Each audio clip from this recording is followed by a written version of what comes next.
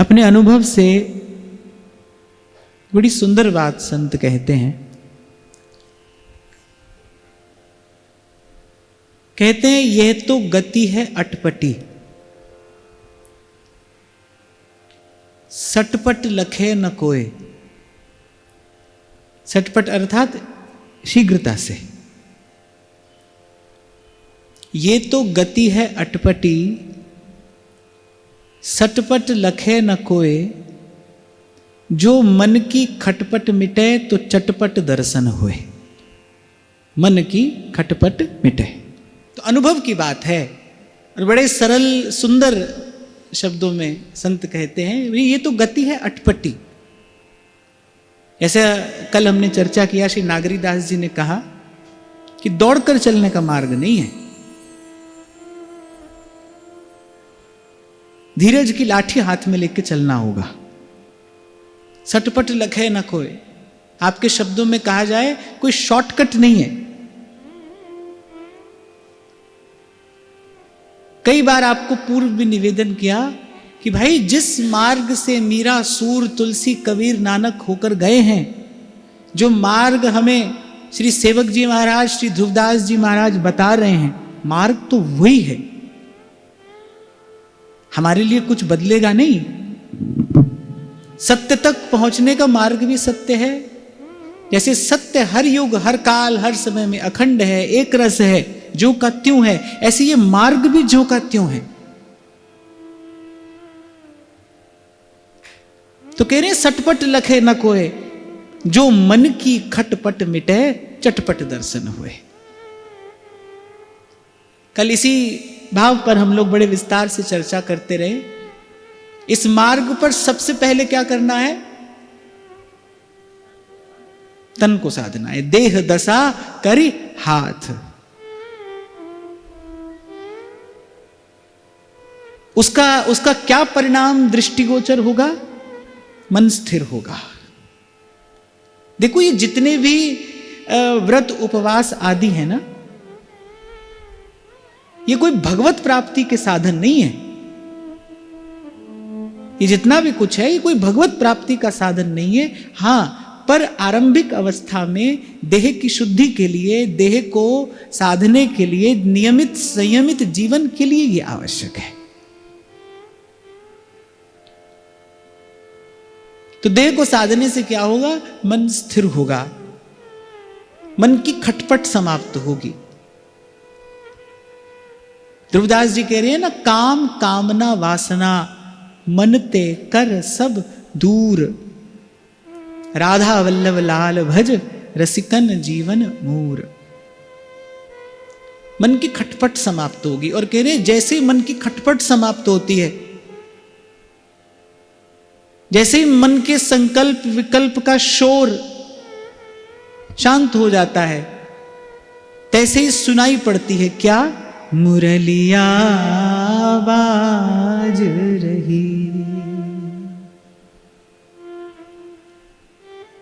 मैं पुनः आपको निवेदन करूं, इस संसार में रहने में कोई दोष नहीं है। इसी संसार में ही भेजते हैं प्रभु संत को रहने के लिए। उसके लिए कोई अलग व्यवस्था नहीं करते। और अनेक अनेक बार आपको यहां से उदाहरण दिया गया। संत को तो श्री ठाकुर जी केवल संसार में ही नहीं, कबीरा खड़ा बाजार में, वहां भेजते हैं प्रभु से।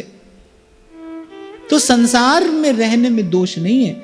संसार भीतर रहे, ये कष्ट का कारण है, ये परेशानी है। संसार भीतर रहे, वो जो मन की खटपट है ना, मन के संकल्प विकल्प जो है, मन में जो इतना शोर है, वो परेशानी है। उसका निवारण किस प्रकार हो? तो सबसे पहले देह दशा कर हाथ, फिर गाड़े गाड़े पाए धर। धीरे धीरे इस बात का सदा ही स्मरण रखना भाई, धीरे धीरे हमें आगे बढ़ना है। किसी की ओर देखकर दौड़ नहीं लगानी है। हम जब महाप्रभु जी का सुयश गाते हैं तो यही तो कहते हैं, हटाकर विषय पंख को धीरे धीरे प्रियालाल के प्रेम सर में नहाया। कपड़े पर बड़ा पुराना कोई दाग लगा हो, गहरा दाग हो, तो उसे बड़ी सावधानी से धोया जाता है। इतना जोर से नहीं रगड़ दिया जाता कपड़े को कि कपड़ा ही फट जाए, वस्त्र ही फट जाए, तो फिर वो दाग का धोना किस काम का।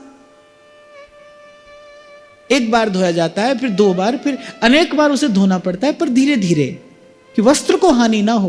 बिल्कुल ठीक ऐसे ही भक्ति बड़ी सरस और बड़ी मधुर प्रक्रिया है।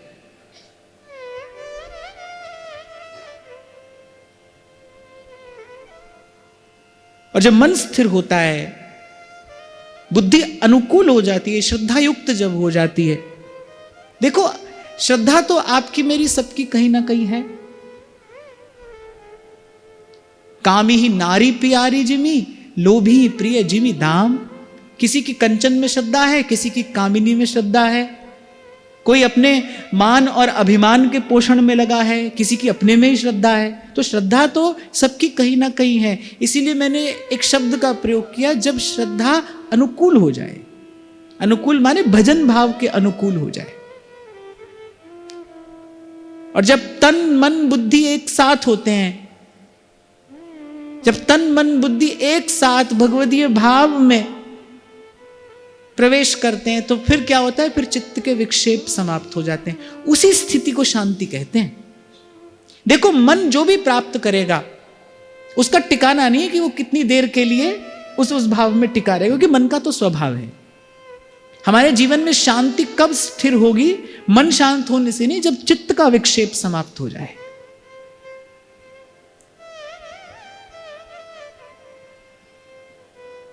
और फिर ऐसी स्थिति में संत कहते हैं कि मन जो विचार द्रव्यो रहे, चित्त रमीले रूप, देह लगे ढिंग भजन के, ये कल गैल अनूप। एक भी सिरा छूटा, एक भी सिरा यदि छूटा तो फिर टिकाने नहीं पहुंचेंगे। आप देखिए, रैदास जी महाराज बार बार प्रभु से क्या कहते हैं, मन क्रम वचन तुम्हारी आशा, ऐसी भक्ति करे रैदासा। मन से भी, वचन से भी और कर्म से भी। तन से भी प्रभु की आशा, मन से भी प्रभु की आशा, वाणी से भी प्रभु की आशा। अर्थात प्रभु के अतिरिक्त, भगवतीय भाव के अतिरिक्त किसी भाव के लिए हमारे जीवन में कोई स्थान न रहे। ये मन लागे एक सो तो निर्वारा जाए, कहते तो निस्तार हो जाता है। बड़ी पते की बात संत कह रहे हैं, कबीर साहब कह रहे हैं, ये मन लागे एक सो तो निर्वारा जाए। कह रही है, तूरा दो मुख बाजता घना तमाचा खाए। तूरा कहते हैं ढोलक को, मृदंग पखावत जो भी है उसके 2 मुख होते हैं ना। कह रही है, तूरा 2 मुख बाजता, उसके भाग्य में क्या है, कह रही घना तमाचा खाए, वो जीवन भर तमाचा पड़ता है। माने मन 2 जगह लगा तो सतत पीड़ा ही पाएगा, क्लेश पाएगा। यही श्री महाप्रभु जी ने कहा, ये जो एक मन बहुत ठौर कर कहो कौन सच उपायो। अगर मन में खटपट है तो समझना मन कहीं कहीं और लगा है, लगना चाह रहा है, तभी मन में खटपट है। एक और लग जाए तो कोई खटपट नहीं। और मैं तो ये अनुभव कर पाया हूं अब तक कि मन की एकाग्रता ही मन की शक्ति भी है, मन की एकाग्रता ही मन का बल भी है, मन की एकाग्रता ही मन का विश्राम भी है, मन की एकाग्रता ही मन की निर्मलता भी है। मन एकाग्र हो, और यह कहने की आवश्यकता नहीं कि एकाग्र प्रभु में ही हो, क्योंकि प्रभु के अतिरिक्त मन कहीं और एकाग्र हो ही नहीं सकता। एक छोटा सा उदाहरण मैं आपको दूं, आपने कभी पेंडुलम वाली घड़ी देखी हो? पुराने समय में होती थी ना एक घड़ी पेंडुलम वाली, पेंडुलम यहां से वहां, वहां से यहां हिलता है। अब कोई कहे कि भाई उस पेंडुलम पर दृष्टि स्थिर कर लो। अरे जब पेंडुलम ही स्थिर नहीं है तो उस पर दृष्टि कैसे स्थिर होगी? वो दाईं ओर जाएगा तो दृष्टि भी दाईं ओर जाएगी, बाईं ओर जाएगा तो दृष्टि भी बाईं ओर जाएगी।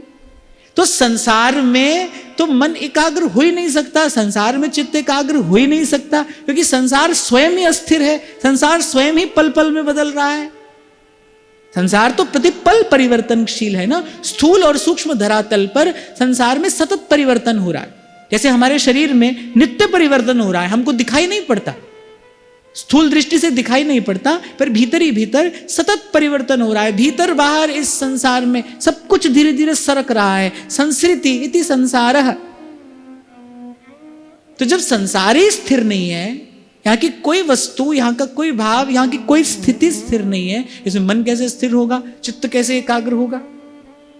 और जो व्यक्ति यहां मन लगाने की चेष्टा कर रहा है वो तो भाई अपने लिए दुख ही खरीद रहा है, क्योंकि ऐसा तो कभी होने वाला नहीं है। और मैं फिर दोहरा रहा हूं अपने शब्द, मन की एकाग्रता ही मन की शक्ति है, मन की एकाग्रता ही मन की निर्मलता है, और एकाग्र मन ही पवित्र मन है जो एकाग्र है।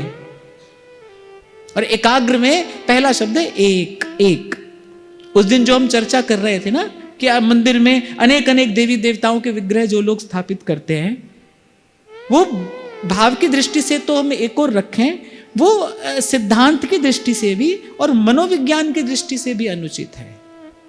मन एक में लगेगा तो निर्वारा जाए, एक मन। नहीं तो संत उपहास करते हैं इस स्थिति का कि तूरा दो मुख बाजता घना तमाचा खाए।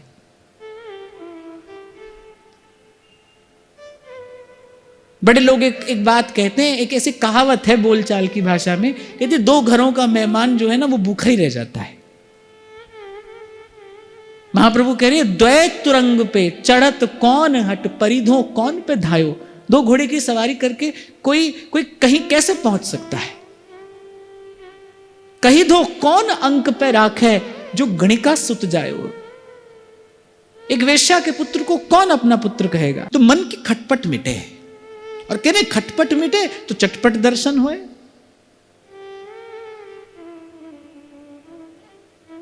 आपको यदि जल में अपना प्रतिबिंब देखना हो, अपनी परछाई देखनी हो, तो उसके लिए जल का स्थिर होना आवश्यक है। जल यदि स्थिर है तो प्रतिबिंब दिखेगा, जल अस्थिर है तो नहीं दिखेगा। ऐसे ही अंतःकरण भी है। मन स्थिर है तो चारों ओर जो वस्तु है उसका अनुभव होगा और उसी का ही अनुभव होगा। और जैसे ही उसमें किसी संकल्प विकल्प का कंकड़ पड़ा, और एक और बात मैं यहां पर आपको निवेदन करूं, केवल संसार का संकल्प नहीं, कैसा भी संकल्प, कैसा भी संकल्प। यही परिक्रमा मार्ग पर बाबा भजन करते थे। यमुना जी में उनकी बड़ी प्रीति थी, उनकी बड़ी निष्ठा थी। तो उस समय तो श्री यमुना जी बड़े दिव्य स्वरूप से प्रवाहमान थी। नित्य संध्या के समय अनेक अनेक भक्त वैष्णव संत लोग श्री यमुना जी की आरती करते थे।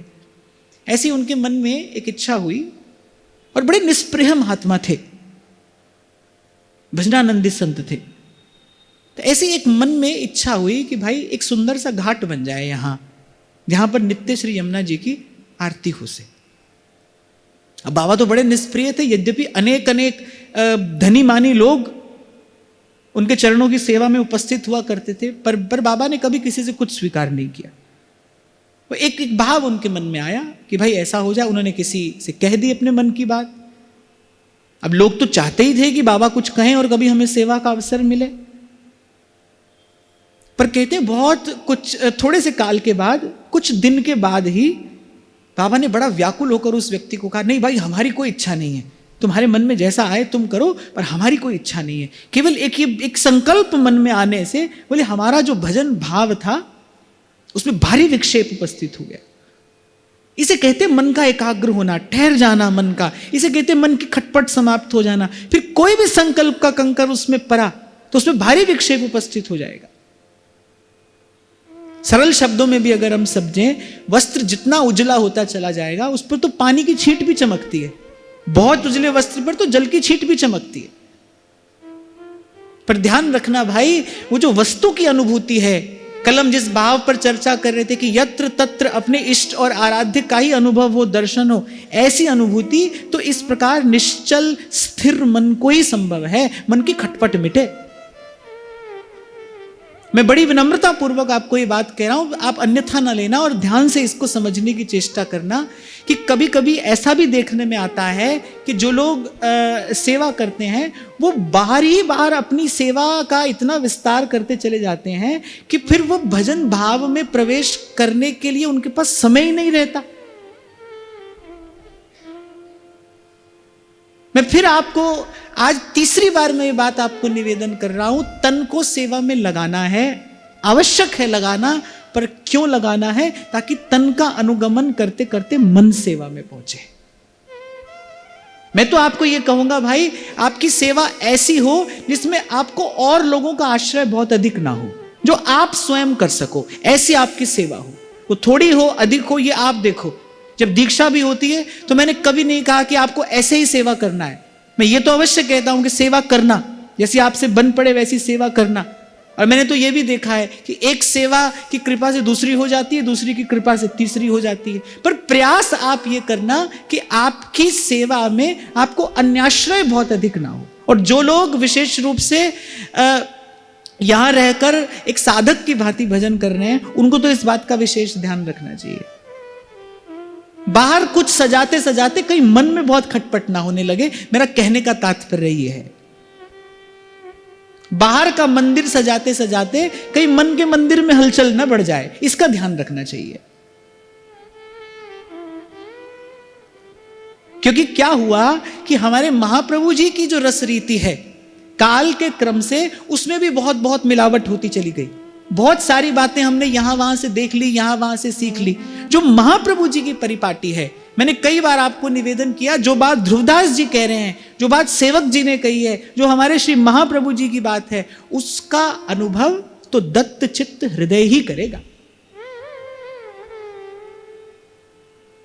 उसकी अनुभूति तो भजन भाव परायण मन को ही होगी। ध्यान रखना भाई, सेवक शरण कहां रहे, अनत नहीं विश्राम, कै वाणी हरिवंश की, कै हरिवंश ही नाम। ये जो चेतना हमारा परम विश्राम पाएगी, ये तो नाम और वाणी में ही पाएगी। वो जो रस की अनुभूति होगी, प्रियालाल की केली की जो अनुभूति होगी, वो जो रूप की स्फुरना होगी, वो तो भीतर ही होगी ना भाई। अंतःकरण को ही तो हमें तैयार करना है। इसलिए मैंने कहा कहीं बाहर सब सजाते सजाते मन में खटपट ना हो जाए, मन में हलचल ना बढ़ जाए। और हो सकता है ये बात आपको सुनने में अटपटी लगे, पर मैं बहुत विचार पूर्वक आपको ये बात कह रहा हूं। आपकी भजन भावना ऐसी हो जिसमें आपको बाहर किसी दूसरे की, किसी वस्तु व्यक्ति की अपेक्षा कम से कम हो, कम से कम। ये प्रेम का मार्ग है भाई। प्रेम तभी तो स्वतंत्र है कि इसको किसी की आवश्यकता भी नहीं है, इसको किसी की अपेक्षा भी नहीं है। किसी समय बाहर साधन होगा, मन तन ठीक नहीं होगा, तन ठीक होगा, बाहर साधन नहीं होगा। बाहर तो भाई ऐसी स्थिति आती जाती रहेगी। हमको तो ऐसी स्थिति में पहुंचना है जहां पर कभी भी, कहीं भी, किसी भी समय, किसी भी काल में हम अपने भजन भाव रूपी उस मंदिर में प्रवेश कर सकें। जब हमने श्रीमद् भागवत के एकादश स्कंद की चर्चा की थी, तो उसमें अवधूत गीता की हमने चर्चा की थी। महामुनि दत्तात्रेय, तो उन्होंने देखा कि एक कन्या धान कूट रही है, हाथ में बहुत सारी चूड़ियां हैं, वो चूड़ियों की खन खन हो रही है। घर में अतिथि बैठे हैं, कन्या नहीं चाहती कि अतिथि को पता चले। अब एक एक करके सब चूड़ी उतार दी, केवल दो दो चूड़ी हाथ में है। फिर तो भी शोर तो है। फिर एक एक चूड़ी जब रह गई तब शांति है। ये भजन का मार्ग है भाई। अकेले ही चलना है, बिल्कुल अकेले जाना है। इसीलिए आरंभ में मैंने कहा कि किसी की ओर देखना नहीं। प्रत्येक जीव की अपनी अपनी एक यात्रा है, उसकी अपनी अपनी एक वृत्ति है, उसका अपना एक संस्कार है। इसलिए जब कोई दीक्षा निवेदन पत्र पर यह लिखकर भेजता है ना कि मैं चाहती हूं मेरे पति की भी दीक्षा हो जाए, वो कह रहे मेरी पत्नी की भी दीक्षा हो जाए। भाई दीक्षा कोई पति पत्नी की होती है? आपको यहां पर भी वही घर और संसार लेकर आना है ना भाई। ये तो प्रेम गली अति सांकरी। हो जाए तो बड़ी अच्छी बात है, पर नहीं भी हो तो भी भाई भजन के मार्ग पर अकेले चलना है। यहां पर कोई साथ नहीं है। यहां तो केवल गुरु का भाव, गुरु की कृपा और गुरु का आश्रय लेकर इस मार्ग पर चलना है, और बिल्कुल अकेले ही जाना है, बिल्कुल अकेले जाना है। एक समय तो ऐसा आएगा जब आप भी नहीं रहेंगे, जब एकांत की स्थिति आएगी तो आप भी नहीं रहेंगे।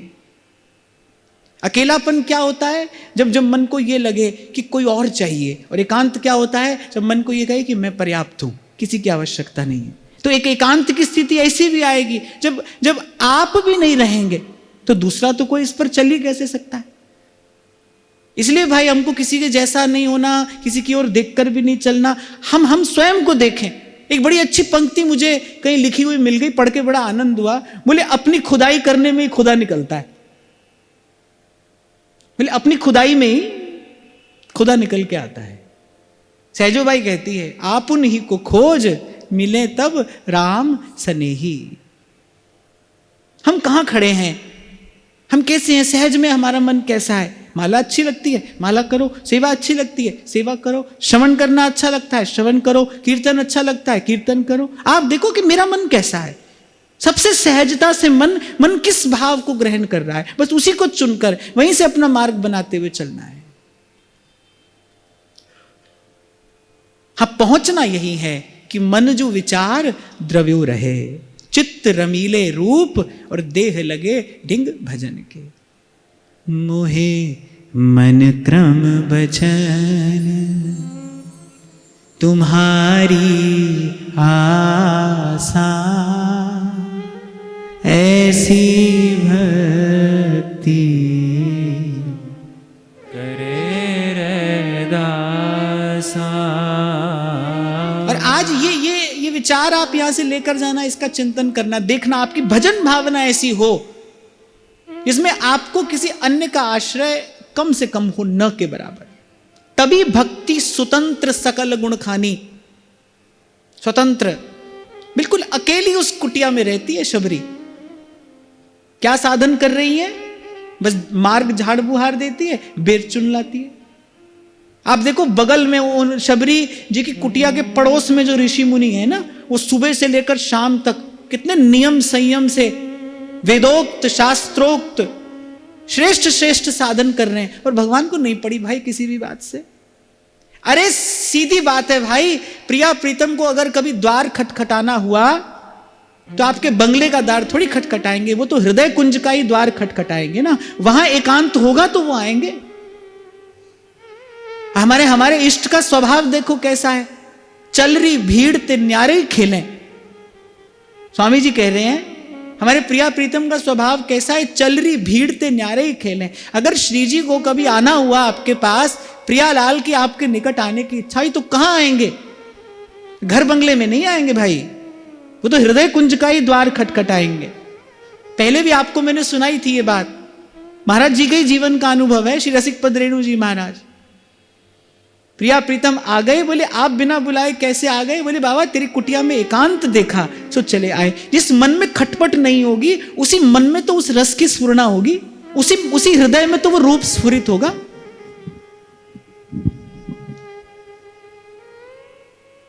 जहां एकांत होगा तो देखना बाहर की कोई भी क्रिया हमें ऐसी नहीं करनी जिससे हमारे मन में भीड़ बढ़ जाए। दोनों हाथ जोड़कर क्षमा याचना पूर्वक मैं ये बात कह रहा हूं कि मैं देखता हूं ठाकुर जी का उत्सव करेंगे, ठाकुर जी का उत्सव करेंगे, बाहर इतना हल्ला मचा देते हैं कि जिनका उत्सव कर रहे हैं उन्हीं से ही मन का तार नहीं जुड़ता। मैं कुछ जीवन में अनुभव हुआ, सो अनुभव आपसे बांट रहा हूं। आपने तो ठाकुर जी का उत्सव किया, ठाकुर जी को लाल लड़ाएंगे, उत्सव करेंगे, लेकिन उत्सव करने में आपने बाहर इतना हल्ला कर लिया कि वो जो मन का तार जिनके लिए सब कुछ किया, मन का तार ही उनसे नहीं जुड़ा, वो समय यूं ही चला गया। तो भाई चलते चलते समझ में आया कि ना, ये उत्सव तो कहीं और हो रहा है, ये उत्सव तो कहीं और होगा, ये उत्सव तो कहीं भीतर होगा। और मैं तो कहता हूं एक प्रेमी हृदय के लिए, एक रसिक हृदय के लिए क्या उत्सव है। जीरन पट अति दीन लट हिये सरस अनुराग, विवश सघन बन में फिरे गावत जुगल सुहाग। अरे ध्रुवदास जी ने तो स्पष्ट काहित ध्रुव निरखत नेक नहीं, वैभवता की ओर रंच प्रेम में अपन पो हारत नवल किशोर। एक बार विचारो तो कि हमारे इष्ट को चाहिए क्या, हमारे इष्ट की हमसे अपेक्षा क्या है, प्रियालाल हमसे क्या चाहते हैं? क्या वो 56 भोग 36 व्यंजन चाहते हैं? वो सुंदर सुंदर वस्त्र आभूषण चाहते हैं? ना, वो तो चाहते हैं नेत्रों में प्रेम के अश्रु, वो तो चाहते हैं वो गदगद वाणी, वो चाहते हैं वो द्रवीभूत चित्त, वो चाहते हैं हृदय का एकांत। इसलिए मैंने कहा भाई ठीक दिशा में आगे बढ़ना है। हमको तो धीरे धीरे मन को समेटना है। अरे खूब संतों का मैंने दर्शन किया, जैसी सेवा उनसे बन पड़ती थी ऐसी सेवा करते थे, पर दिन भर कर क्या रहे हैं? कह वाणी हरिवंश की, कह हरिवंश ही नाम। आपको लाड़ लड़ाना है प्रियालाल को, तो सुनाइए प्रियालाल को ध्रुवदास जी की वाणी। संत कहते हैं वाणी हित ध्रुवदास की, सुन जोरी मुस्कात। आपको प्रियालाल को सुख देना है तो नित श्री हरिवंश सुनाम कहें और नित राधिका श्याम प्रसन्न रहें। कहने का मेरा तात्पर्य ये कि हमें अपना हृदय निकुंज तैयार करना है भाई। जो 2-3 दिन से हम चर्चा कर रहे हैं, देह को भजन में लगाना है, किस लिए? मन लगे, बुद्धि अनुकूल हो, चित्त विक्षेप रहित हो, हमारे भीतर उस एकांत की रचना हो, हम भीतर उस एकांत तक पहुंचे जो प्रियालाल को प्रिय है, जो श्री जी को प्रिय है। और ये बात जो मैंने आपको आज निवेदन की, क्योंकि ये कहना आवश्यक था। बहुत बार मेरे देखने में आता है कि व्यक्ति बाहर फिर उलझता ही चला जाता है, बहुत उलझ जाता है वो बाहर, वो साज सामान संग्रह करता करता बहुत उलझ जाता है। एक उदाहरण दिया था कुछ दिन पहले मैंने आपको, ठाकुर जी को कोई चांदी का झुंझुना लाकर यहां निवेदन कर दे, हाँ तो ठीक है भाई, वो प्रेम से भेंट लाया, जो लाता है प्रभु स्वीकार करते हैं, पर क्या वो लाडली लाल के स्वरूप के अनुरूप भेंट है? नहीं है, वो स्वरूप के अनुरूप नहीं है। अगर कहीं बाल कृष्ण विराजमान हो तो वहां ये भेंट दी जानी चाहिए, पर लाडली लाल को तो लाडली लाल के स्वरूप के अनुरूप कुछ निवेदन किया जाना चाहिए ना। ऐसे ही जो श्री महाप्रभु जी के आराध्य प्रिया प्रीतम हैं, श्री महाप्रभु की आराध्या जो जोड़ी है, वो जो वृंदावन की दंपति संपत्ति है, हमें यह विचार करना है उनको क्या प्रिय है। हमारी श्री जी को सबसे अधिक प्रिय क्या है? हमारी प्रिया जी को सबसे अधिक प्रिय है एकांत। लाल जी को सबसे अधिक प्रिय है एकांत, जहां भीड़ ना हो। भीड़ में रहना उन्हें नहीं सुहाता। अरे जो उनका नाम जपते हैं उनको भीड़ में रहना नहीं सुहाता। सेवक जी कह रहे हैं श्री हरिवंश नाम रस झिले, क्यों सोहे लोगन में मिले। जो इनका नाम जपते हैं, जो इनका भजन करते हैं, अरे उनको भीड़ में रहना नहीं सुहाता। भजन एकांत जिन मन समानी, उनका हृदय हंस जैसा हो जाता है जो केवल मानसरोवर में ही विचरण करता है। इसलिए भाई ये जानना समझना आवश्यक है, तभी गाड़े गाड़े पाई धर, तभी सोच समझ के चला जाएगा, तभी विचार पूर्वक विचार युक्त हमारी यात्रा होगी। सत्संग से यही विवेक तो हमें प्राप्त करना है। फिर आगे कहते हैं, जहां तहां और न सूझई वस्तु ही लागे दौर, श्री रसिक नृपति मार्ग गहे तब सब आवे सो। कह रहे जहां तहां और न सूझई, ये स्थिति कब आती है? जब आप वस्तुतः वास्तविक अनन्यता को प्राप्त करते हैं, जब वस्तुतः मन अनन्य हो जाता है। अनन्य का अर्थ यह नहीं है कि मैं एक को देखूंगा दूसरे को नहीं देखूंगा, इसे समझिएगा। अनन्य का अर्थ यह नहीं है मैं एक को देखूंगा और दूसरे को नहीं देखूंगा। अनन्य का अर्थ है जब एक के अतिरिक्त दूसरा है ही नहीं, जब उसे एक के अतिरिक्त दूसरे की कोई अनुभूति नहीं है, दूसरा है ही नहीं। मीरा कहती है ना, मेरे तो गिरधर गोपाल दूसरों ना कोई। यद्यपि मीरा जी ने तो किसी और भाव से कहा, पर संत इसका एक ये भी अर्थ देते हैं कि मीरा कह रही है मेरे तो गिरधर गोपाल दूसरों ना कोई, अर्थात जित देखूं तित श्याम मई है, दूसरा कोई है ही नहीं। गिरधर गोपाल के अतिरिक्त दूसरा कौन है? तो यहां जब नागरीदास जी कह रहे जहां तहां और न सूझई, पर यह स्थिति आएगी कैसे? जब तन मन को समेट कर रखा जाएगा। देखना कि कहीं मन दुविधा में न पड़ जाए, मन दो तरफ नहीं चला जाए। बड़ी प्यारी बात संत कहते हैं, धरती फाटे मेघ मिले कपड़ा फाटे डोर। धरती में कहीं दरार आ जाए तो जल बरसता है, दरार भर जाती है। कपड़ा फट जाए तो धागे से उसको सिल दिया जाता है। धरती फाटे मेघ मिले, कपड़ा फाटे डोर, तन फाटे को औषधि, मन फाटे नहीं ठौर। तन फट जाए तो औषधि है, कपड़ा फट जाए तो डोर है, धरती फट जाए तो मेघ बरस कर उसे भर देते हैं, पर कह रहे मन फाटे नहीं ठौर। इसका मन दुविधा में पड़ गया, उसके लिए कोई ठिकाना नहीं। जिसके मन में खटपट है उसे कहीं ठिकाना नहीं। वो जाकर हिमालय की किसी कंदरा में क्यों ना बैठ जाए, पर जिसके भीतर खटपट है उसको कहां ठिकाना है। तो पहले ही भाई हमारे मन में बड़ी खटपट है, तो ध्यान रखना कि भजन का मार्ग तो ऐसा चुनना है और भजन के मार्ग पर ऐसे चलना है कि वो मन की खटपट धीरे धीरे मिटे।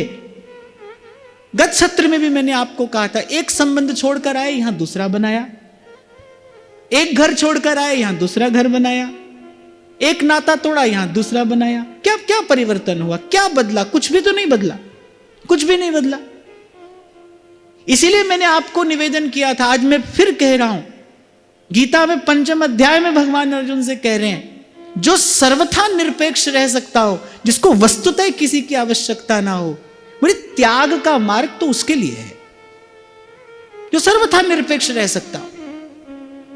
दूजे तीजे जो जुरे, साक पत्र कछु आई, ताही में संतोष कर रहे अधिक सुख पाई। जो ऐसा कर सकता हो उसके लिए त्याग का मार्ग है भाई। वो त्यागी और वो बैरागी कहलाने योग्य है। यहां दूजे तीजे की छोड़ो, यहां 2 घंटा भोजन में देर हो जाए, अरे 2 घंटा तो बहुत बड़ी बात है।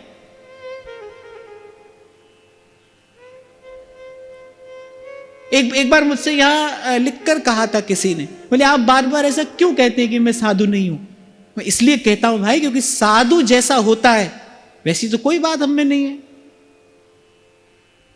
ये बात और है कि हो सकता है किसी को 4 वस्तु चाहिए, हमारा एक से काम चल रहा है, पर वस्तु तो हमको चाहिए। अभी हमें वस्तु भी चाहिए, अभी हमें व्यक्ति भी चाहिए, हमें थोड़ी थोड़ी तो सब चीज की आवश्यकता है। तो झूठा दंभ अपने माथे नहीं डालना है कि भाई हम त्यागी हैं, हम बैरागी नहीं है, हम अभी नहीं है।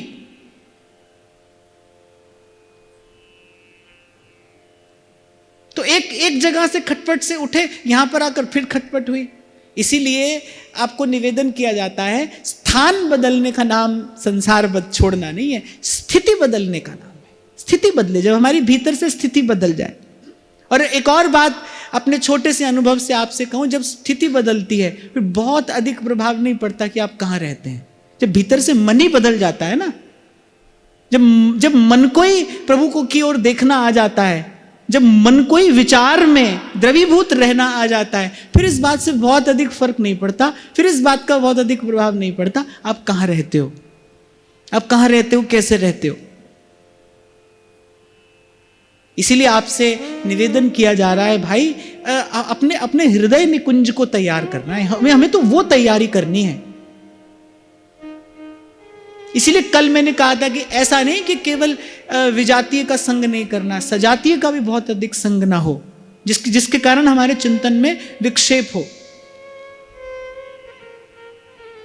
महाराज श्री वल्लभ कुल के श्री हरिराय महाप्रभु जी, उनके शिक्षा पत्र नाम के कुछ उपदेश मिलते हैं जो वैष्णवों के लिए सर्वथा ग्राह्य है। बड़े काम की बात उन्होंने लिखी, अनुभव की बात उन्होंने लिखी। और जो सबसे पहली बात उन्होंने लिखी, उन्होंने कहा कि भाई वैष्णव को जहां तक हो सके कम से कम संभाषण करना चाहिए। बोलने से हमारी बहुत सारी शक्ति व्यय होती है। ये तो बात विज्ञान भी मानता है कि बोलने से हमारी बहुत अधिक शक्ति व्यय होती है।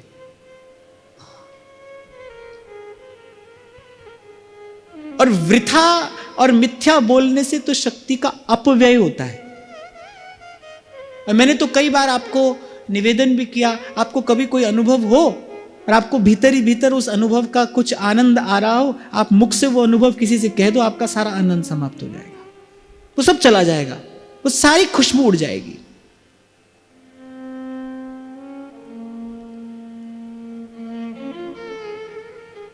इसीलिए उस दिन मैंने आपसे कहा कि दिन भर आप फोन देखते हैं, फिर आप अपने मन को ये कह के समझा लेते हैं भाई हम तो दिन भर सत्संग सुनते हैं। आप दिन भर यहां बैठते हैं, वहां बैठते हैं, इससे बात करते हैं, उससे बात करते, फिर कह रहे हम तो दिन भर सत्संग कर रहे हैं। ऐसा सत्संग काम का नहीं भाई। मुझे कुछ दिन पूर्व की बात है, शायद महाराज जी ने बहुत अच्छी बात कही थी, जब यहां से निकल के जाओ तो यदि आपको कुछ देर के लिए ऐसा लगे ना कि भाई अब किसी से बात करने की इच्छा नहीं है, तब समझना आप सत्संग से उठकर गए हो। सत्संग एक बात है और ऐसे ही समागम हो जाना दूसरी बात है।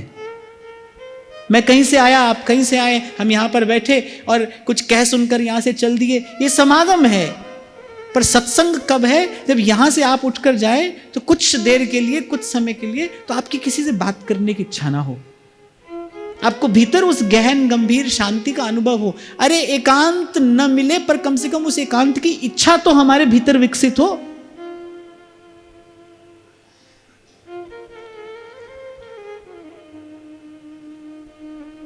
मुझे प्रसाद से कोई परेशानी नहीं थी कभी भी। हम तो गाते ही दिन रात महिमा प्रसाद की हैं, प्रसाद से परेशानी नहीं थी। पर मैं बाहर जब यहां वहां सब आयोजन आदि होते थे तो वहां मैंने आरंभ के दिनों में एक बात देखी, कितनी भी श्रेष्ठ चर्चा यहां से क्यों ना हो जाए, पर यहां से बाहर जैसे ही लोग प्रसाद तक पहुंचते थे सब समाप्त हो जाता था। 10-15 साल पहले की बात मैं आपको बता रहा हूं। वो देखकर मैंने इस बात का विचार किया, मैंने कहा भाई ये अनावश्यक वस्तु, इसकी कोई आवश्यकता नहीं है। सत्संग ही प्रसाद है, कि जो विचार आपको यहां से मिल रहा है यही प्रसाद है। जैसे कल मैं आपको कह रहा था ना, राधा वल्लभ लाल का दर्शन ही प्रसाद है, राधा वल्लभ लाल का दर्शन ही प्रसाद है। और एक और बात बताऊं भाई, श्री जी की इच्छा होगी ना तो आपको राह चलते आते जाते कोई भी प्रसाद दे देगा। अगर श्री जी को ही आपको प्रसाद देना है, पहुंचाना है, तो ऐसे ही कहीं ना कहीं से मिल जाएगा। तो वृंदावन धाम अपार। क्यों आपको सबसे आगे जाकर बैठना है? क्यों?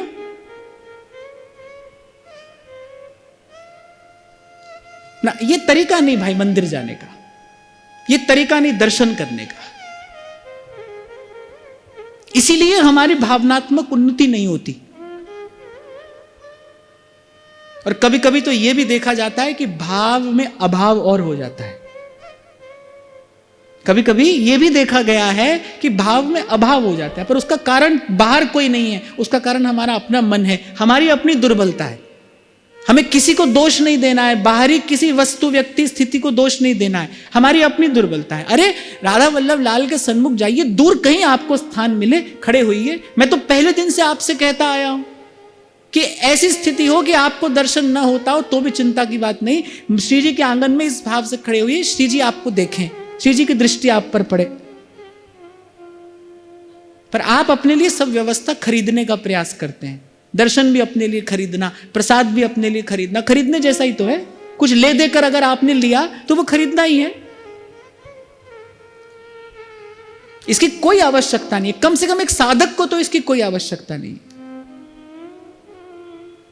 तो मैं देखता था कि यहां इतनी सुंदर चर्चा होती है और चर्चा के बाद बाहर वही उधम शुरू हो जाता है प्रसाद के नाम पर। सारी दुनिया का फसाद जो है वो प्रसाद के स्थान पर होने लगता था। तो मैंने कहा भाई ये अनावश्यक बात है। और आपको एक और बात बताऊं, जब हमने शुरू में निर्णय लिया तो सब लोगों ने कहा बोले ऐसे कैसे चलेगा, ऐसे कैसे चलेगा। पर खूब चला भाई, खूब चला, चल रहा है, आप सबकी कृपा से चल ही रहा है, चलता रहेगा। क्योंकि भाई ये जो यहां से आपको मिल रहा है ये व्यासपीठ का प्रसाद है।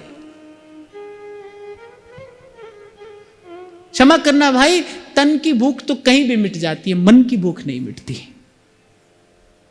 यहां से जो प्रसाद मिलता है ना, वो मन की भूख मिटाने वाला प्रसाद है, वो मन को तृप्ति देने वाला प्रसाद है।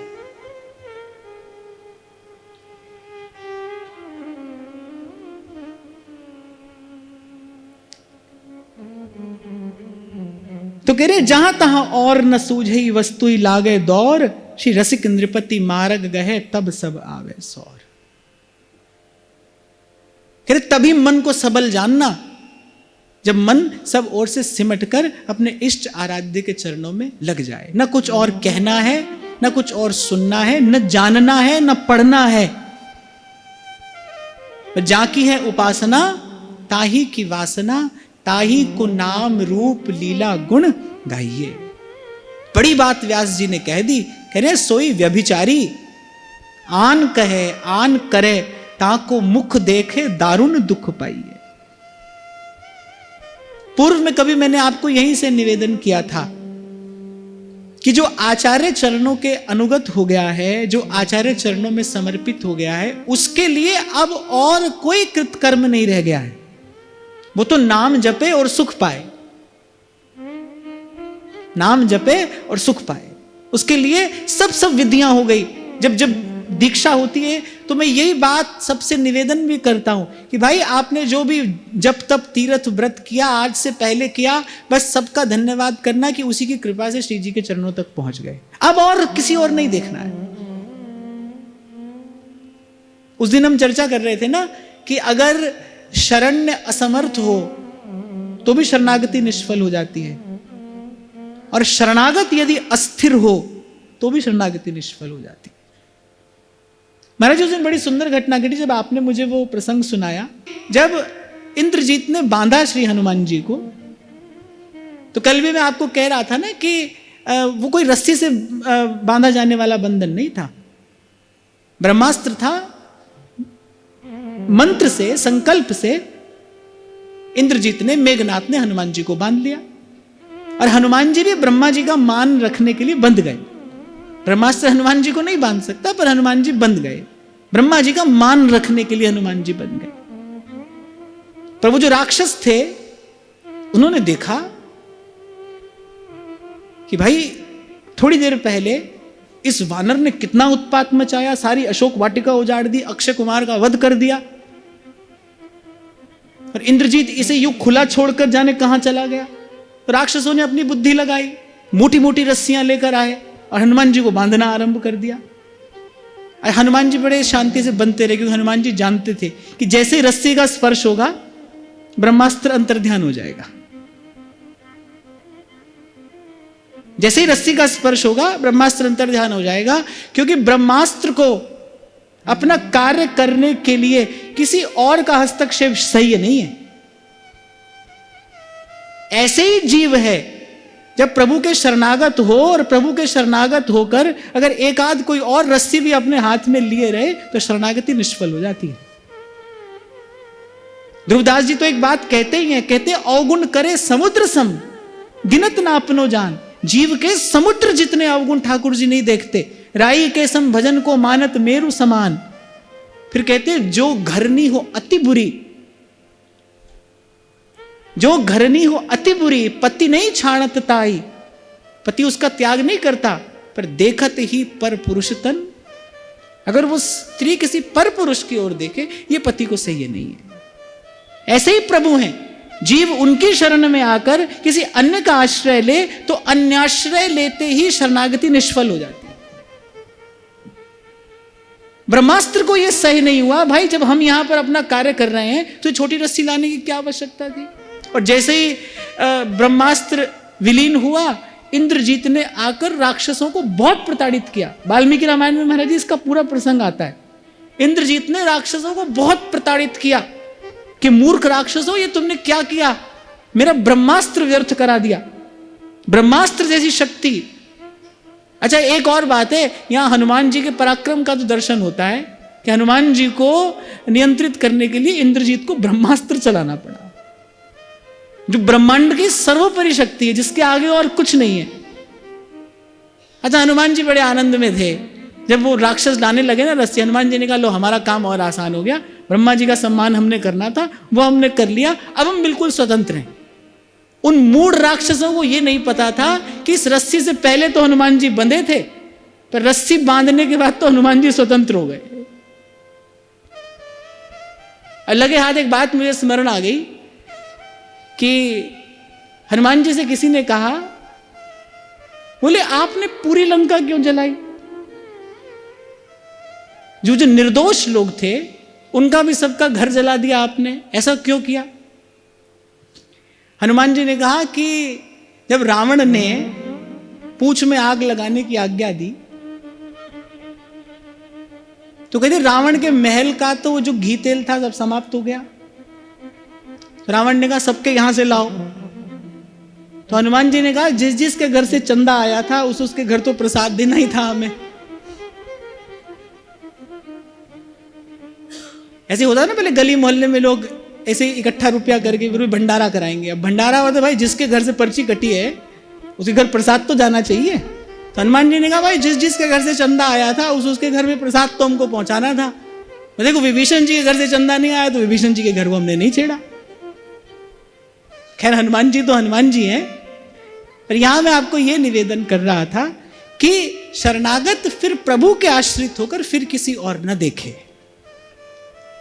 मैं आपको यह निवेदन कर रहा था, जब दीक्षा हो गई, जब गुरु के मुख से नाम श्रवण कर लिया, आज से पहले जो किया उस सबको प्रणाम करते हुए, जैसे आप लोग कुछ काल के लिए व्रत रखते हो तो फिर वो व्रत का समापन करते हो ना, क्या कहते हैं उसे? हाँ, पारण। पारण कुछ और शब्द भी कहते हैं ना। हाँ, उद्यापन। उद्यापन। तो दीक्षा हुई उससे पहले जो किया है वो सबका उद्यापन करो।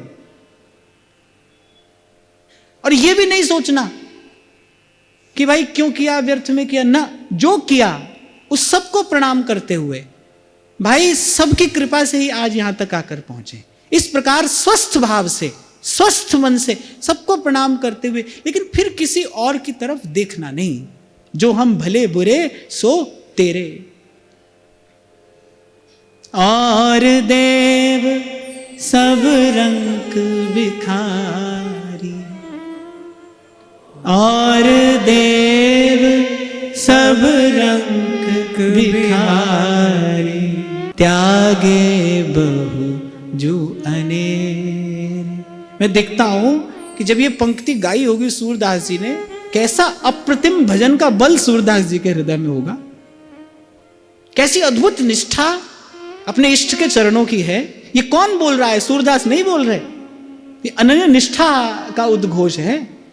ये शब्द किसी कवि के नहीं है, ये तो एक भक्त के हृदय की निष्ठा बोल रही है। और देव सब रंग बिखारी, त्यागे बहु जो अनेरे, जो हम भले बुरे सो तेरे। जैसे महाप्रभु कहते हैं ना स्फुटवाणी के आरंभ में, जो पे कृष्ण चरण मन अर्पित, करी है कहा नवग्रह रंक।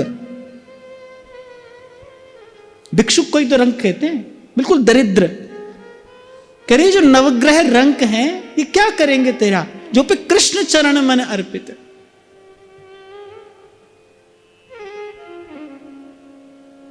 तो श्री कृष्ण का अनुग्रह हो तो भाई कोई ग्रह कुछ नहीं बिगाड़ सकता। क्या बिगाड़ेगा? सूरदास प्रभु तुम्हारी कृपा ते, सूरदास प्रभु तुम्हारी कृपा ते, पाए सुख जो घनेरे, जो हम भले बुरे सो तेरे। ईमानदारी से बताओ, हाथ में कौन पहनता है नीली पीली लाल अंगूठी?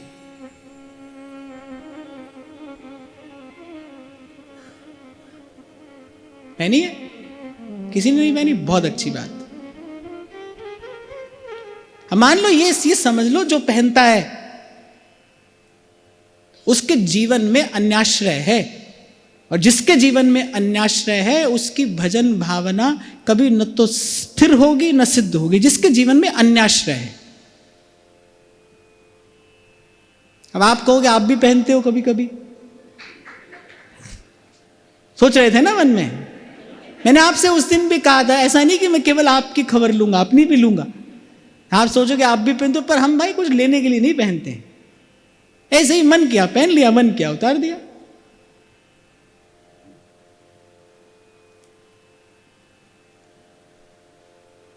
पर जिसने किसी उद्देश्य से पहना है, जिसने किसी कामना से पहना है, जो समझता है कि इससे मुझे कुछ प्राप्त होगा, इससे मुझे कुछ मिल जाएगा, वो ध्यान रखे कि उसके जीवन में पराश्रय है, और जिसके जीवन में पराश्रय है उसकी भजन भावना कभी स्थिर नहीं होगी। जो भजन का आनंद है उससे वो वंचित रहेगा। जब तक पराश्रय है, जब तक किसी अन्य भाव का, किसी अन्य वस्तु का, किसी अन्य व्यक्ति का कैसा भी कोई आश्रय है, तब तक मन में खटपट रहेगी। और दूसरी बात, हमारे ठाकुर जी को न तो ये सह्य है न स्वीकार है। ठाकुर जी को ये सह्य नहीं है कि उनके आश्रित कोई जीव वो अपने मन में किसी और की भी आशा रखे। बड़ी पीड़ा हो रही थी द्वारिकाधीश के हृदय में जब उस दुष्ट दुशासन ने साम्राज्ञी द्रौपदी के केशों पर हाथ लगाया। बड़ी पीड़ा हुई भगवान को, पर भगवान क्या करते? द्रौपदी के मुख से क्या प्रकट हुआ? द्रौपदी ने कहा, यदि इस समय भीमसेन यहां होता तो दुष्ट तू जानता नहीं तेरी क्या दशा होती, क्या गति होती। द्रौपदी के मन में पराश्रय था। सभा तक जब पहुंची तब तक भी उन पंचपतियों का आश्रय था। किस किस के आगे तो द्रौपदी ने हाथ नहीं फैलाया। धृतराष्ट्र के सामने गई, पितामह भीष्म को जाकर द्रौपदी ने विनती की, पर संग सखा सब तज गए, कोई ना निभयो साथ। कह नानक यह विपत में एक टेक रघुनाथ। फिर पांचाली को राजसभा में राम नाम सुधे आई, ताको दुख हर्यो करुणा में अपनी पैज बढ़ाई। पंचपतियों की आशा थी। अच्छा, संत तो यहां तक कहते हैं कि फिर अपने अपने दांत में दबाया द्रौपदी ने अपना वो वस्त्र। एक वस्त्रा थी उस समय द्रौपदी, दांत में दबा लिया। पर कहां उस दुशासन का बल? जब खींची उसने साड़ी, जब द्रौपदी ने कहा अब और कोई आश्रय नहीं, अब और कोई आशा नहीं, कोई ठिकाना नहीं, दोनों हाथ उठा लिए और बस वही कृपा का अवतरण हुआ। वही वस्त्र के रूप में प्रभु की कृपा का अवतरण हो गया। तो सीखने को मिलता है, यहां देखने को मिलता है कि जब तक राई के दाने जितना भी पराश्रय कहीं है, इसीलिए ध्रुवदास जी ने कहा राई के सम चलत ही होत और की और। कहीं कोई और आश्रय है, और आश्रय है तो भाई और दिखाई भी देगा। जब मन वचन कर्म से जीव शरणागत होता है, समर्पित होता है, तभी उसे यत्र तत्र अपने इष्ट की कृपा का अनुभव होता है, इष्ट की कृपा का दर्शन होता है। और मैं एक और बात भी आपसे कहूं कि एकदम से झट से ऐसा नहीं होगा। यह तो गति है अटपटी, सटपट लखे ना कोई।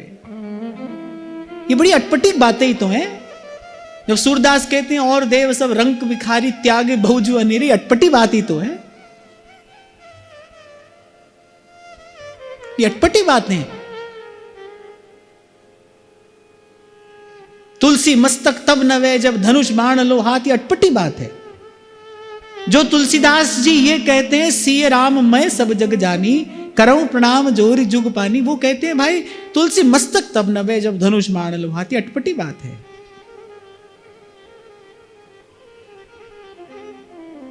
रसना कटऊं जो अन रटऊं, निरख अन फुटऊं नैन, शवन फुटऊं जो अन सुनऊं बिन राधा यश बैन, ये अटपटी बात है। किमीशेन श्याम प्रिय मिलन यत्नैरपि चकिम, ये अटपटी बात है। तो कह रहे ये तो गति है अटपटी, और सटपट लखे न कोय, जो मन की खटपट मिटे चटपट दर्शन हो। कल भी इस भाव पर हम चर्चा कर रहे थे भाई, यत्र तत्र अपने इष्ट का ही अनुभव हो, दर्शन हो, उसके लिए आवश्यक है कि मनसा वाचा कर्मणा अपने इष्ट का ही आश्रय हो। मन यदि किसी का विचार करेगा, मन यदि किसी का चिंतन करेगा, तो यत्र तत्र अपने इष्ट की भजन भावना कैसे स्थिर रहेगी। और फिर दोहराता हूं, बड़ी प्यारी बात कबीर जी ने कही कि जो मन लागे एक सो। हमारा मन सतत व्यभिचार करता है,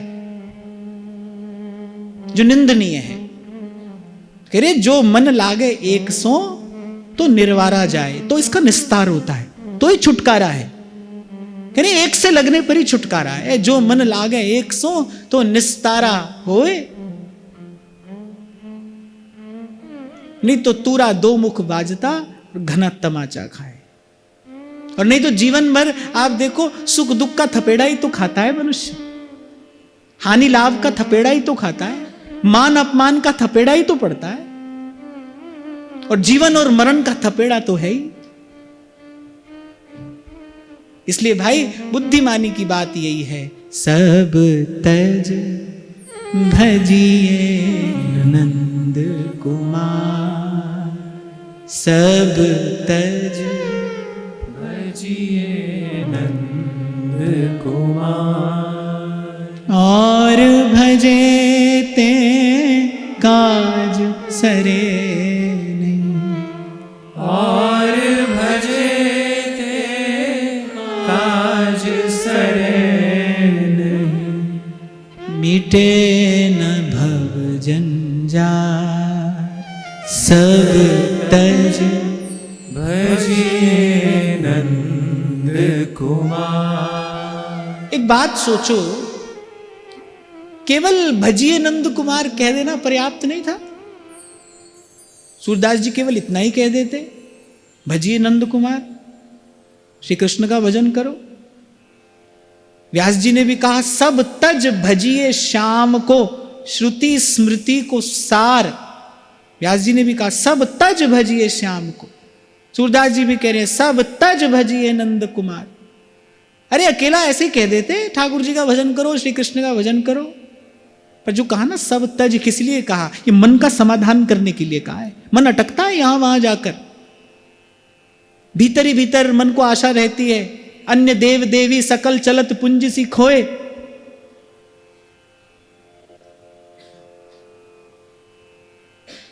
इसलिए उस दिन मैं आपसे कह रहा था, ये जो मंदिर में भीड़ लगा कर रखते हैं वो किसकी भीड़ है? वो तो कामनाओं की भीड़ है।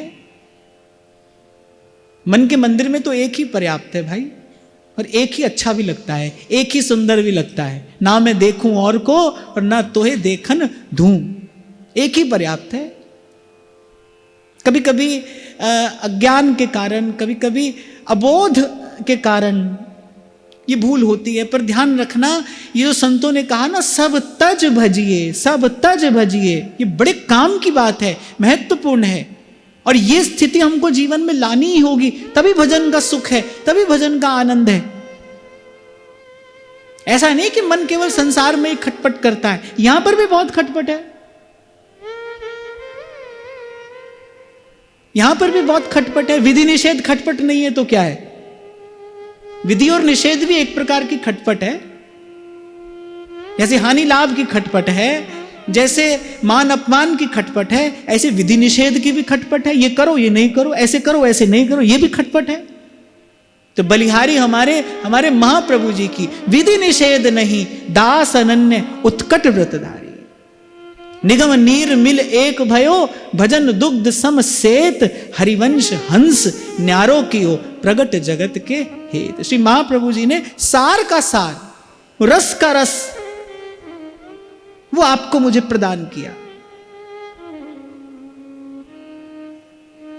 मन मेरे मीत मेरी कहे माने, हेती तो तू राधा पद पंकज के भ्रमर हुए रही, राधा पद पंकज के भ्रमर हुए रही। तो सब तज भजिए नंद कुमार। अपने ही इष्ट का दर्शन, अपने ही इष्ट का चिंतन, अपने ही इष्ट का आराधन, अपने ही इष्ट का सेवन, अपने ही इष्ट के गुण का, यश का श्रवण और कीर्तन, इसे ही कहते हैं देह दशा करी हाथ। जैसा कल मैंने आपको कहा था ना कि भाई संयमित जीवन हो, नियंत्रित जीवन हो, शरीर स्वस्थ रहे। शरीर को स्वस्थ रखना ही मात्र उद्देश्य नहीं है, स्वस्थ शरीर से भजन करना है। खाली शरीर स्वस्थ रहे यही हमारा उद्देश्य नहीं है। वो स्वस्थ शरीर से भजन हो, आंख ठीक रहे, पर किस लिए ठीक रहे? फिल्म देखने के लिए आंख थोड़ी ठीक रखनी है। आंख इसलिए स्वस्थ रहे कि उससे निरंतर राधा वल्लभ लाल का, लाडली लाल का दर्शन होता रहे, दर्शन का सुख मिलता रहे। शरीर इसलिए स्वस्थ रहे ताकि हम हमारे जीवन में पराश्रय ना आए, हम किसी पर आश्रित ना हो जाएं, किसी दूसरे का अवलंब ना हो, हम किसी के अधीन नहीं हो जाएं, क्योंकि पराधीन सुपनेऊ सुख नाई। इसलिए शरीर स्वस्थ रहे कि शरीर को भजन में लगाना है। स्वस्थ और सुंदर वस्तु ही तो ठाकुर जी को निवेदन की जाती है। शरीर भी स्वस्थ और सुंदर होगा तभी तो भजन और सेवा में निवेदन किया जाएगा। तो इष्ट का ही दर्शन, इष्ट के ही गुण का श्रवण कीर्तन, मन से इष्ट का ही चिंतन आराधन और इस तन से इष्ट का ही सेवन, ऐसी स्थिति हो फिर भजन का आनंद है। नहीं तो भाई भजन का जो आनंद है ना वो किसी ना किसी छिद्र से बह जाता है, वो किसी ना किसी छिद्र से बह जाता है। एक बार एक बड़े विद्वान पंडित जी थे, पत्नी से बहुत प्रेम करते थे, बहुत विद्वान थे। वो जिस राज्य में रहते थे वहां का राजा जो था वो विद्वानों का आदर करता था। अब पंडित जी उस राजा की सभा में जाकर उपस्थित हुए, राजा का खूब यश गाया, बड़ी सुंदर कविता रचकर और राजा को सुनाई। राजा भी विद्वत्ता देखकर बड़ा प्रभावित हो गया, प्रसन्न हो गया। राजा ने पूछा क्या चाहिए? पत्नी ने सिखाकर भेजा था, बोले हमारे लिए ये चाहिए, हमारे लिए ये चाहिए, हमारे लिए ये चाहिए। अब पंडित जी ने जो जो वस्तु की इच्छा लेकर आए थे सब राजा से कह दी, राजा ने दे दी। अब देखो यश तो गा रहे हैं राजा का, पंडित जी ने यश तो राजा का गाया, लेकिन वस्तुतः उनकी प्रीति कहां है? अपनी पत्नी में है। आसक्ति कहां है? वो पत्नी में है। क्षमा करना, कभी कभी हमारी भी यही दशा होती है। गुण तो गा रहे हैं ठाकुर जी का, सेवा भी कर रहे हैं उनकी, पर जो मन की तार है ना वो कहीं और बंधी है, किसी कारण से कर रहे हैं, किसी हेतु से कर रहे हैं। इसीलिए मैंने कहा मनसा वाचा कर्मणा, इष्ट का ही सेवन, इष्ट का ही दर्शन, इष्ट का ही आराधन, इष्ट का ही चिंतन, तन मन प्राणों से इष्ट के प्रति ही समर्पण, तब भजन का आनंद प्रकट होता है। हमने कभी इस बात का विचार नहीं किया, भाई सब कर रहे हैं पर वो सुख क्यों नहीं मिल रहा? जिस सुख की बात संत कर रहे हैं, इतना सुख और किसी में नहीं जितना सुख कृष्ण के नाम में है, वो सुख हमें क्यों नहीं मिल रहा? मीरा कोई और कृष्ण नाम थोड़ी गाती, यही कृष्ण नाम वो गाती थी, हमें वो सुख क्यों नहीं मिलता? सुख तो भाई कृष्ण नाम में है, वही है, और इतना सुख और किसी में नहीं जो सुख कृष्ण के नाम में है। हमें क्यों नहीं मिलता? क्योंकि जिस पात्र में वो रस ठहरता है उस पात्र में अनेक अनेक छिद्र हैं, वो रस उन छिद्रों से बह जाता है। इसीलिए मैंने आपको निवेदन किया, भाई तैयारी तो कहीं भीतर ही करनी है, अपने हृदय निकुंज को ही सजाना है, संवारना है। कभी द्वार खटखटाया प्रिया प्रीतम ने, तो हृदय निकुंज का ही द्वार खटखटाएंगे। उस रूप की स्फुरना होगी तो अंतःकरण में ही होगी। रसिकों ने जिस वृंदावन का वर्णन किया है, ध्रुवदास जी जिस वृंदावन की बात कहते हैं, लता लता सब कल्प तरु, पारिजात सब फूल, सहज विराजत एक रस, वृंदावन निज धाम, ललिता अधिक सखियन सहित क्रीडत श्यामा श्याम। कहां होगा इसका दर्शन? बाहर तो टमटम गाड़ी चल रहे हैं, कहां होगा इसका दर्शन? कहीं भीतर ही होगा, वहीं उतरना है, उसी स्थान तक जाना है, तन को साथ लेकर जाना है। तभी नागरीदास जी ने पूर्व में कहा, जा मैं मन की गति नहीं ता मैं काढ़े गात। ये मैला कुचैला शरीर किसी काम का नहीं, पर देखो ये भजन भावना, ये भजन परिपाटी का, ये आचार्यों के सिद्धांत का चमत्कार है, प्रत्यक्ष चमत्कार है कि मैला कुचैला तन भी प्रभु की सेवा में पहुंच जाता है। ये मल मूत्र का पिंड भी भगवत सेवा में लग जाता है। प्रभु इसे स्वीकार कर लेते हैं, अंगीकार कर लेते हैं। तो कह रहे जहां तहां और न सूझही वस्तु लागे दौर, तब आवे सब स्वर। ऐसी स्थिति आए तब समझना कि अब हमें वास्तविक पराक्रम मिला है, अब हमारा मन शूरवीर हो गया। जिसके लिए संत संकेत कर रहे हैं, भक्ति करे कोई सूरमा, अब मन शूरवीर हुआ है। अब ये यहां वहां फिसलता नहीं, अभी किसी भी छोटी सी चीज को देखकर लुभा नहीं जाता, ललचा नहीं जाता। अरे बड़ी बात है भाई, इससे बड़ी बात क्या होगी कि महाप्रभु कह रहे हैं तदानः किम धर्मैः किमु सुरगणैः किम च विधिना किमीशेन श्याम प्रिय मिलन यत्नैरपि च किम। एक सहचरी को क्या मिल गया है ऐसा? वो कहती है भाई मुझे श्याम सुंदर के मिलन से भी क्या प्रयोजन है। श्याम सुंदर यो ब्रह्म रुद्र शुक नारद भीष्म मुख्यैरालक्षितो न सहसा पुरुषस्य तस्य।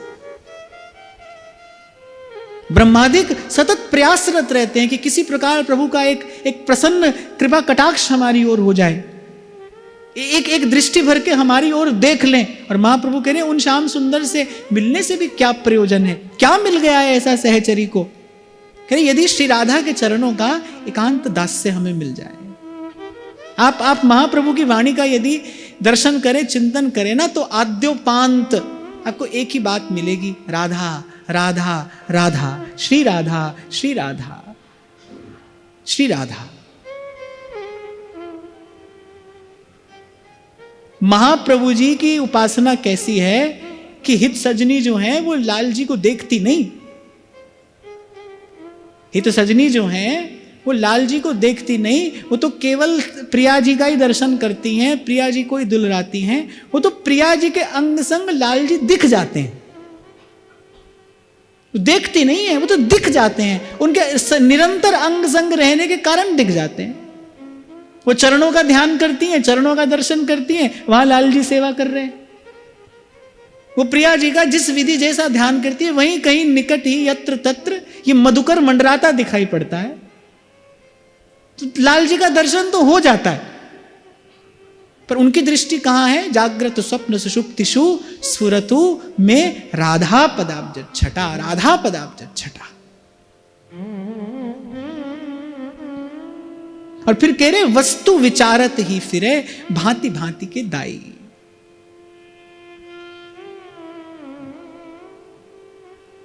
अब इसे तो विस्तार की अपेक्षा है, तो आज की चर्चा यहीं श्री जी के चरणों में निवेदन करते हैं। महाराज श्री के चरणों में प्रणाम। आप सब के हृदयस्थ हित प्रभु को, भाव प्रभु को नमन।